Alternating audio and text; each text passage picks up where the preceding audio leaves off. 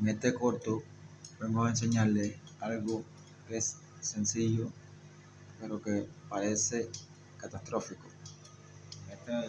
En este caso vamos a mostrar una lavadora marca Sharp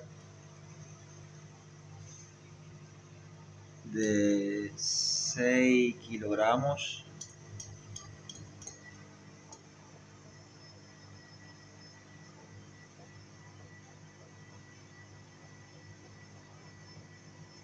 Y vamos a ver qué pasa cuando va a secar en la centrífuga.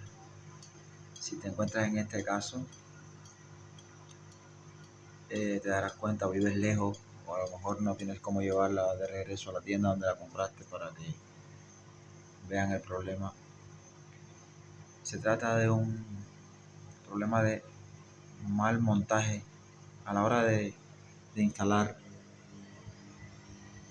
La máquina te hace esto. Como pueden ver. Ahora vamos a ver por qué tu lavadora nueva, acabada de instalar, hace este tipo de cosas. Empieza a brincar como un terremoto.